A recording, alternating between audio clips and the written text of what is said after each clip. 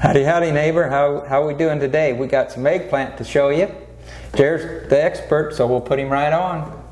We've harvested just a little bit of eggplant out of the garden this morning, and as you can see, it comes in a lot of different shapes and sizes and colors. This is one of the earlier harvests actually, so we don't have a lot of the red varieties yet. But you can see we have a lot of greens and whites and lavenders and purples. And you can see it comes in all shapes and sizes. We got them all the way down from the little Thai green eggplants all the way up to the big Iraqi swat eggplant that gets to about 2, 3, 4 pounds. So one of these will feed a whole family.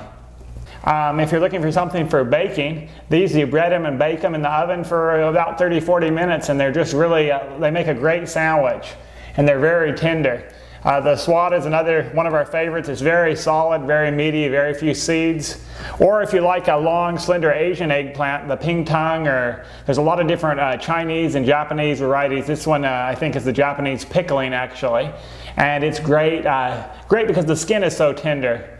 You don't have to peel them. You can slice them right into stir fries or pickled like the Japanese do, or in a lot of different soups and stews. And the little Thai eggplants are great in a variety of dishes like curries and again in soups or stews.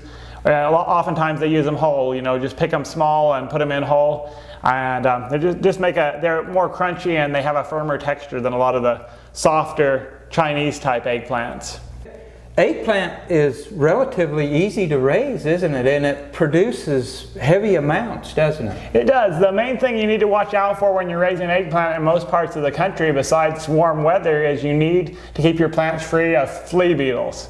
They're little tiny black insects that will riddle the young eggplant leaves until the plants either die or don't produce much fruit.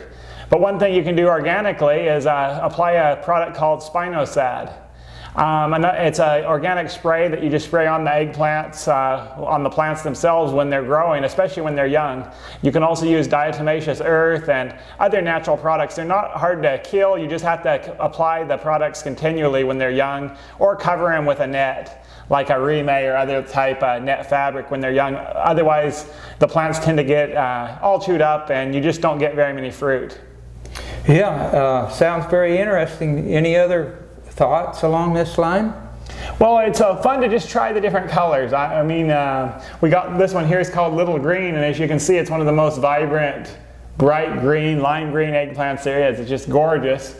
And then, you know, we have the Rosita here, which was developed in Puerto Rico in 1948, and it's just a gorgeous violet color.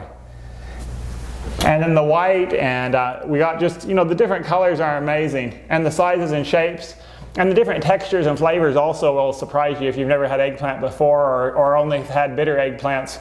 You'll be surprised that a lot of the older varieties taste better than what's at the standard grocery store. They tend to have just a very minimum selection of varieties. And when you grow them your own, you can just get any kind you want, any type, for any style of food or cooking that you're used to. These are perfect cooked in most dishes that you would cook zucchini in. And a lot of these big ones you can substitute just like you would mushrooms or other vegetables, but they're very, the flavors tends to be very similar to some of the different mushrooms. I think my favorite dish is your wife bakes it and breads it, and it's a really delicious dish. That's definitely one of my favorites. The other way I like it is these long, slender eggplants. You just slice them in half lengthwise and fry them in a little bit of olive oil or any type of oil, and then put some sweet chili sauce on them.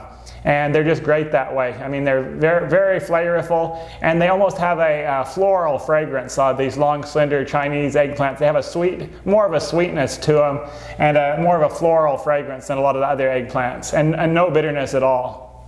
Baker Creek's seed store is stocked up with them, aren't we sure are. We actually carry about almost 50 different varieties of eggplants from probably about 20 different countries, and we're one of the main collectors of eggplants in the U.S. There's a lot of different collectors, but as far as commercially that sell unusual varieties, we kind of specialize in, as you can see, a lot of the different, unique, and odd eggplants. Some of them are very bitter, others are very sweet, but we got an eggplant pretty much for anybody's taste, and a lot of ethnic varieties that you don't really see in U.S. markets at all. I mean, a lot of the varieties we carry are pretty much only in either Asian or African or markets in other countries. The U.S. eggplant market is a very tiny market actually, so we're just really excited to be able to grow all these every year. Oh, I think that's about it, but we'd sure appreciate you to stop by our gardens in the summer anytime. In the summer, from about July, August, September, we'll have lots of eggplants, and we'd be glad to show you some. And if you want to find out more about our different varieties, you can check out our website at rareseeds.com. That's rareseeds.com.